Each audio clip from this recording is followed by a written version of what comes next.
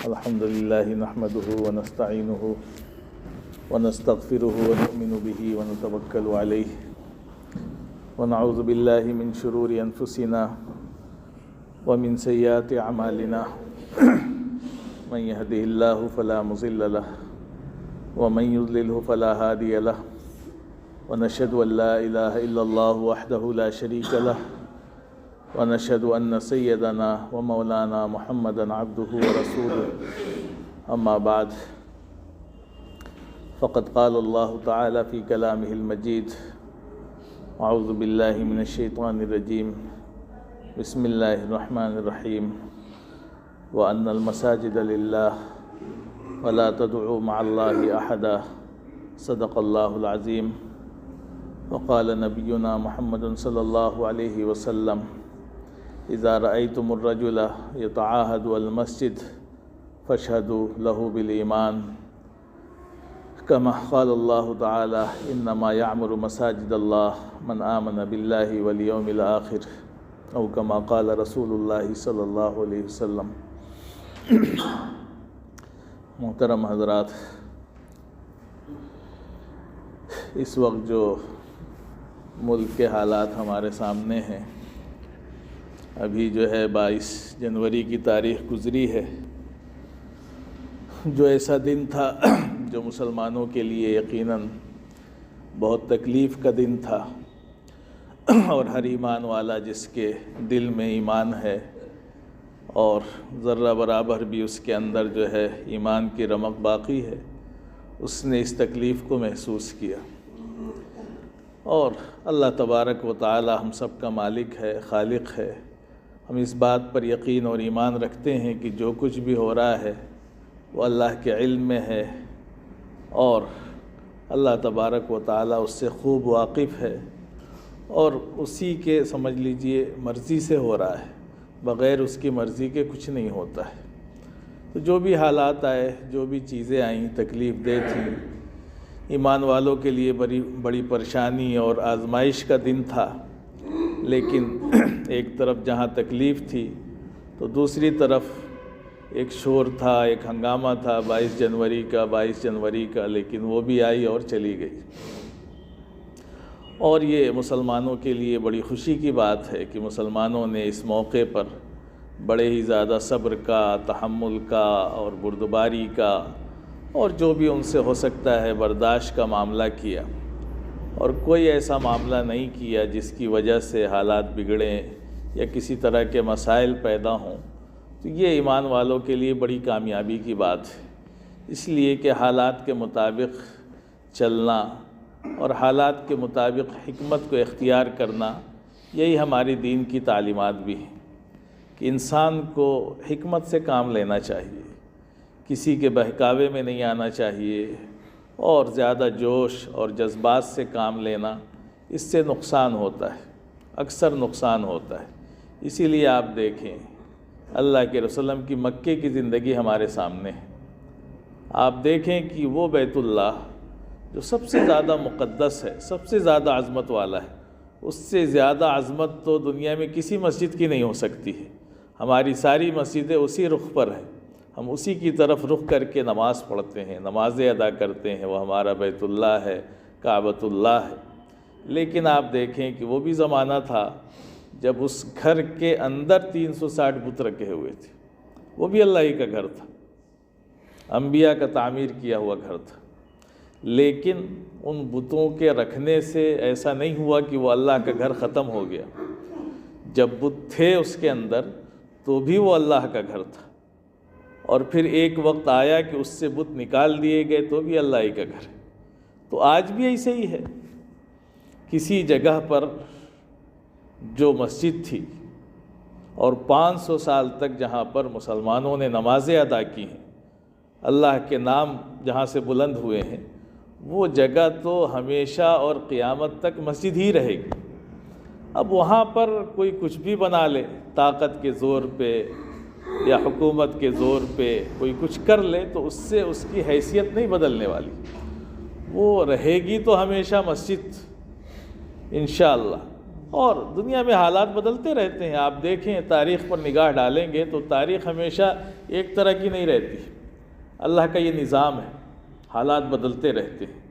وہ جگہیں جہاں کہیں دین کے مرکز ہوا کرتے تھے آج نہیں ہیں، ختم ہو گئے. وہ سمرقند، بخارا جہاں امام بخاری پیدا ہوئے، یہ سارے علاقے دیکھیں جہاں بڑے بڑے محدث امام ترمذی پیدا ہوئے، جہاں پر یہ سارے علاقے آج جو ہے ختم.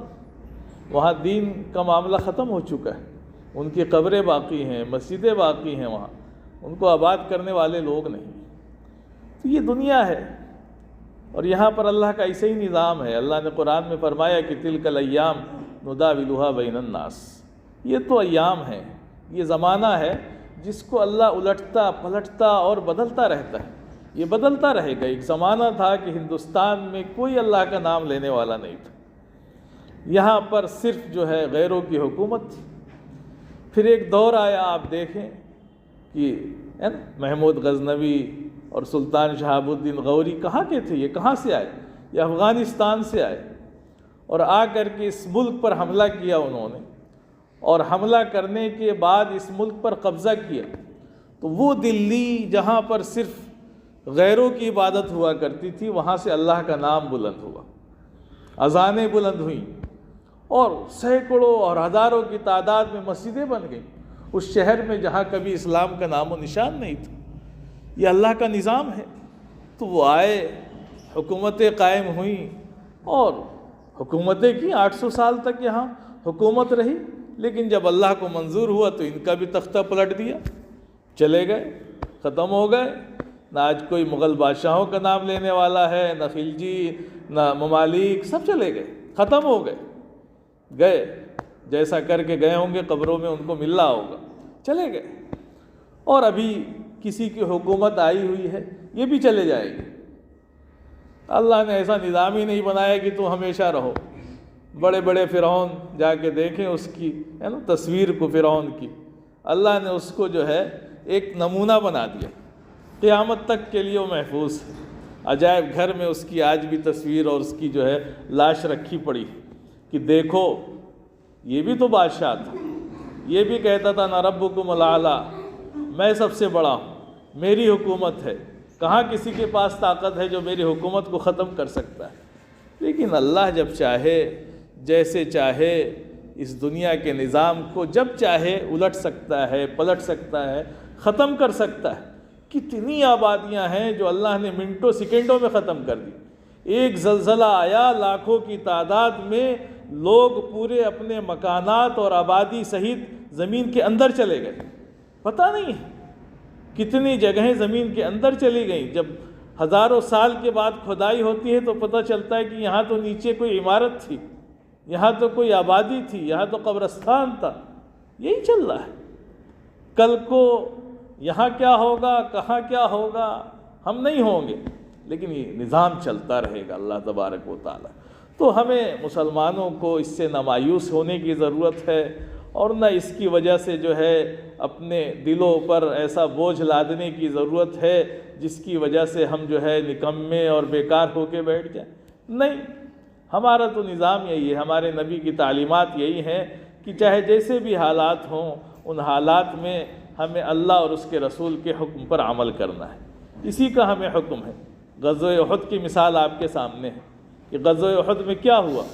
مسلمانوں کو شکست ہوئی، 70 کے قریب صحابہ شہید کر دیے گئے اور بڑے مشکل حالات تھے. لیکن قرآن نے ایمان والوں کو مایوس نہیں ہونے دیا. اللہ نے مایوس نہیں ہونے دیا، بلکہ کہا کہ اٹھو، ٹھیک ہے چوٹ لگی ہے، زخم لگے ہیں، شکست ہوئی ہے، تو کیا ہوا؟ اِن یمسسکم قرح فقد مس القوم قرح مثلہ.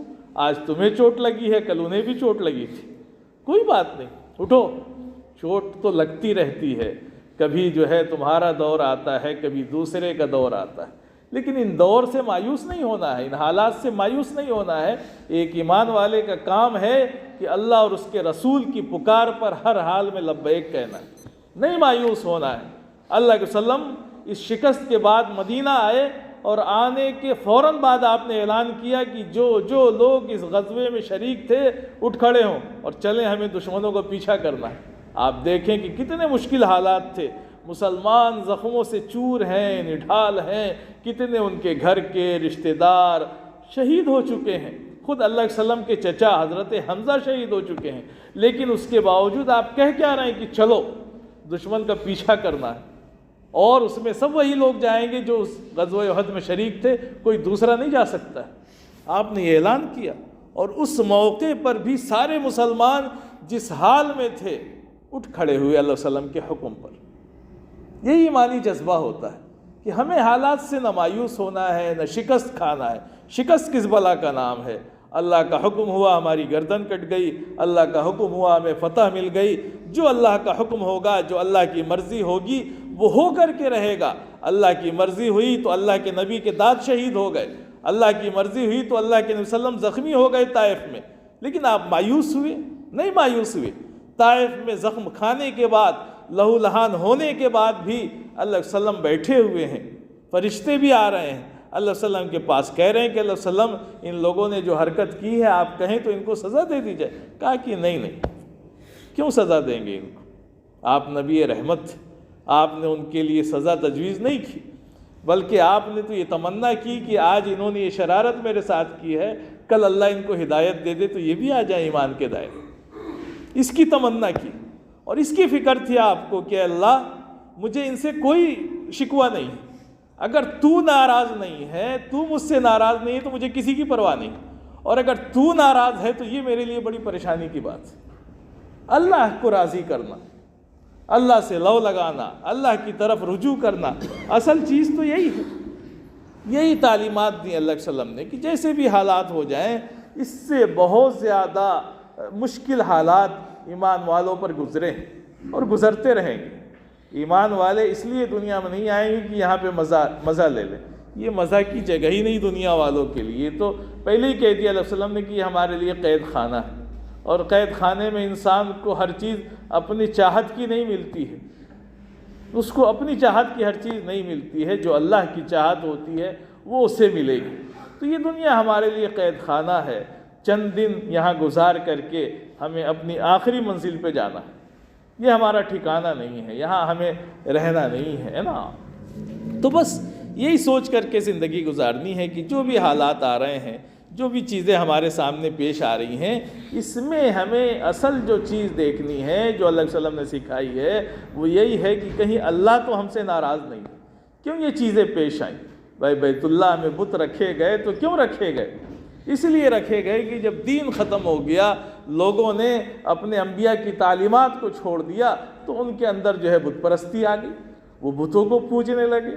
ورنہ وہی کے رہنے والے انہوں نے ہی بیت اللہ کو تعمیر کیا، حضرت ابراہیم کے ماننے والے اور حضرت عیسیٰ اور موسیٰ کے ماننے والے وہی سارے لوگ تھے، لیکن اس کے باوجود ان کے اندر بت پرستی آئی، وہ بتوں کو پوجنے لگے۔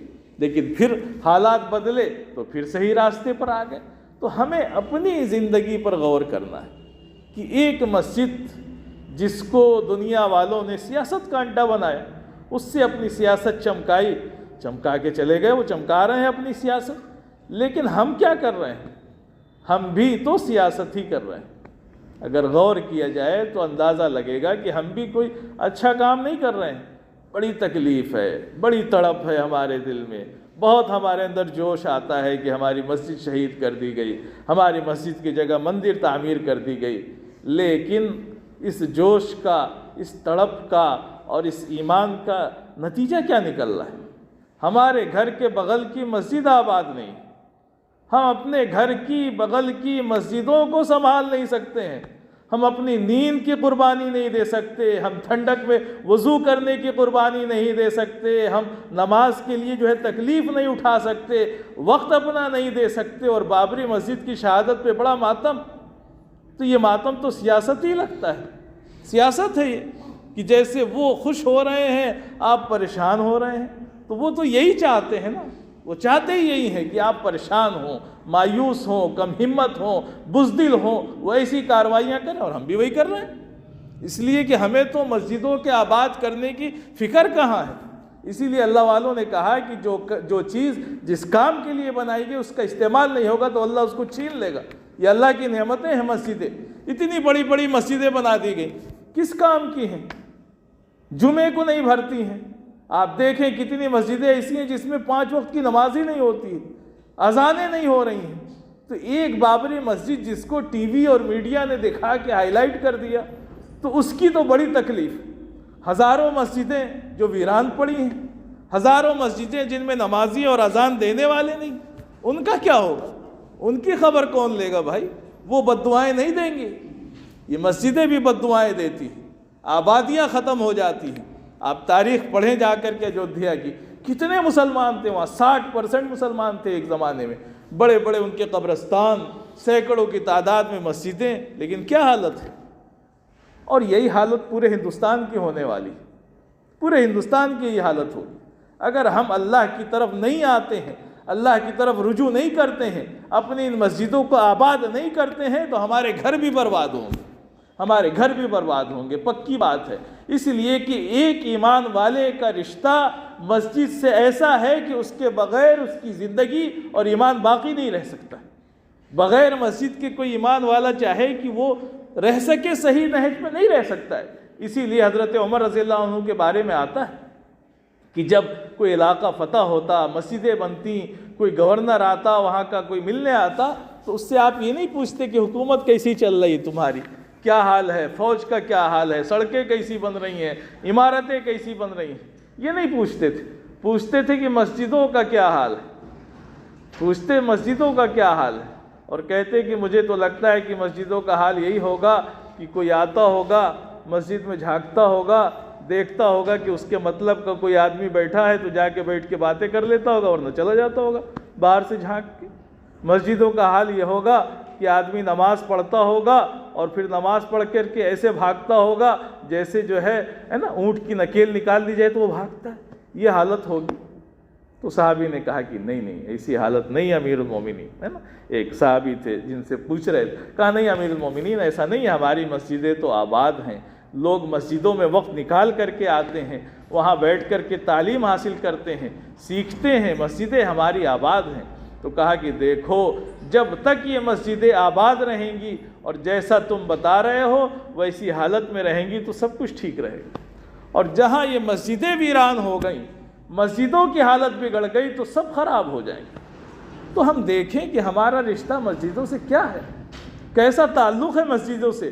یہ اللہ کے گھر ہیں نا، اللہ کے نبی صلی اللہ علیہ وسلم نے فرمایا کہ روئے زمین پر سب سے بہترین جگہیں جو ہیں وہ اللہ کے گھر ہیں، مساجد ہیں، ان سے اچھی کوئی جگہ نہیں ہے روئے زمین پر۔ لیکن ہمارے پاس کتنا وقت ہے ان مسجدوں کے لیے، اگر بہت زیادہ شوق ہوا آ بھی گئے تو کتنی تیزی سے بھاگتے ہیں ہم، جیسے لگتا ہے کہ جیل خانے میں ہیں، جلدی سے بھاگیں گے، چپل پہنیں گے، ہاں باہر جا کر کے مسجد کے سڑک پر 1 گھنٹہ ضرور بات کر کے ہم وقت گزار دیں گے، لیکن مسجدوں میں دل نہیں لگتے ہمارے، اور ہمیں بابری مسجد کی تکلیف ہو رہی۔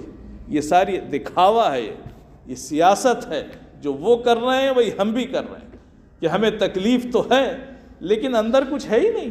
ان مسجدوں کو آباد کرنے کی کوئی فکر نہیں ہے، نہیں آباد ہوں گی تو جا کر کے دیکھیں ہزاروں کی تعداد میں مسجدیں ویران پڑی ہیں، لوگ اپنے گھوڑے باندھ رہے ہیں، اس کے اندر جو ہے اپنے چارے رکھ رہے ہیں، اس کے اندر اپنے سامان رکھ رہے ہیں غیر مستعمل۔ تو وہ بھی تو اللہ کا گھر ہے، یا صرف ایک بابری مسجد ہی اللہ کا گھر تھی؟ اور دنیا کی مسجدیں اللہ کا گھر نہیں ہیں، ساری مسجدیں اللہ کا گھر ہے۔ جہاں پر مسجد کہتے ہی کسے ہیں؟ جہاں پر سجدہ کیا جائے، سجدے کی جگہ کو مسجد کہتے ہیں، جہاں سجدہ کیا جاتا ہے۔ تو یہ اللہ کے گھر ہیں جہاں سجدے کیے جاتے ہیں، ان کو ہم ویران کریں گے، ان کو چھوڑ دیں گے تو آپ دیکھ لیں گے کہ دھیرے دھیرے ساری مسجدیں ہم سے چھین لی جائیں گی۔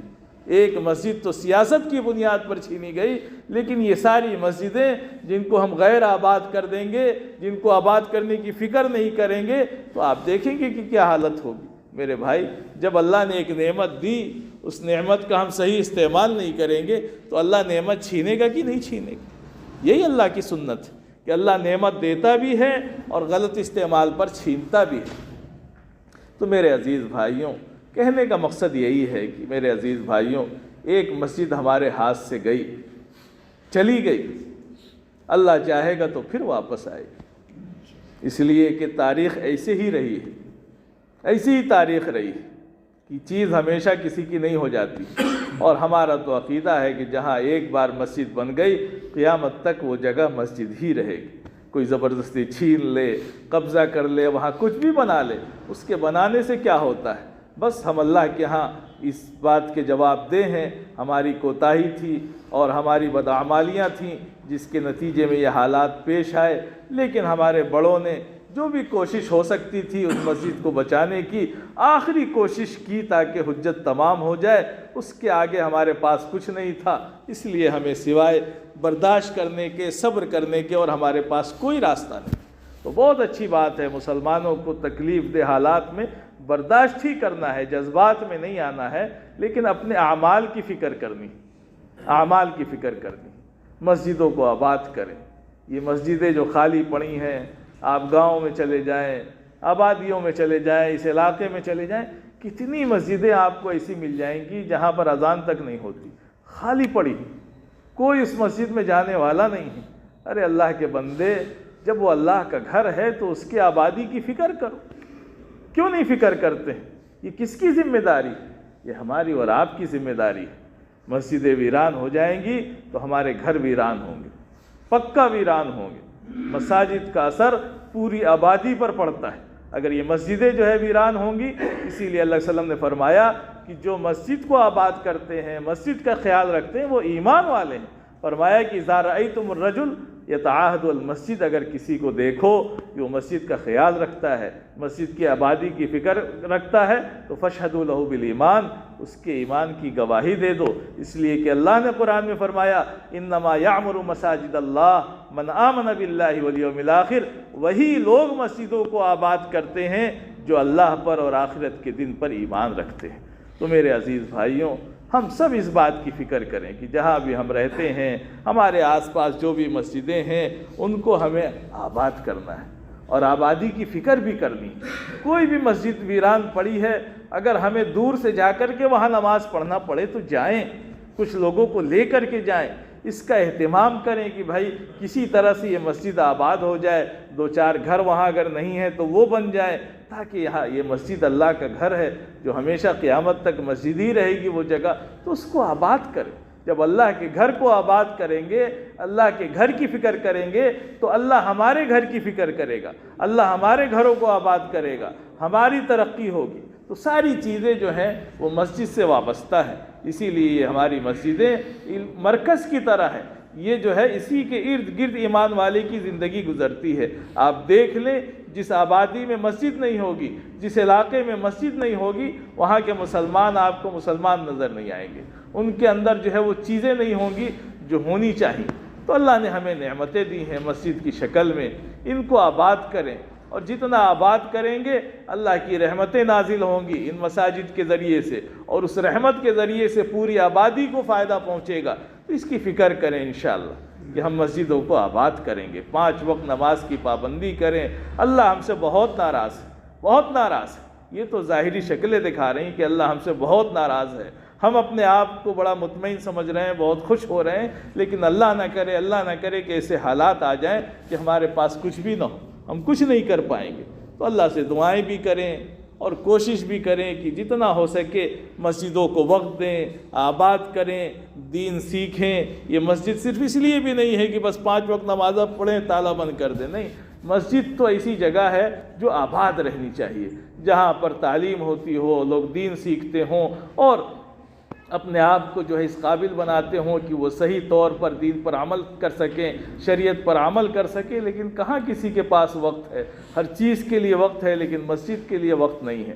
صحابہ تھے، تجارت بھی کرتے تھے، ہر طرح کی محنت بھی کرتے تھے، کھیتی بھی کرتے تھے، لیکن انہوں نے مسجد کے لیے وقت بھی مقرر کر رکھا تھا۔ یہاں تک کہ ایسے ایسے صحابہ تھے جو بیچارے بکریاں چرانے بہت دور چلے جاتے تھے تو باری باندھ لیتے تھے کہ آج تم مسجد میں جاؤ گے، تم وہاں کی تعلیم سن کے آؤ گے، ہمیں بتاؤ گے، کل تم ہماری بکریاں چرا لینا، ہم چلے جائیں گے۔ اور اس طرح سے وہ تعلیم حاصل کرتے تھے۔ لیکن ہم تو اتنے مشغول ہو گئے ہیں کہ دنیا میں ہمارے پاس سارا وقت ہے لیکن دین کے لیے وقت نہیں ہے۔ تو میرے عزیز بھائیوں، ابھی بھی وقت ہے، ابھی بھی اس ملک میں بہت رمق باقی ہے، بہت سی چیزیں باقی ہیں۔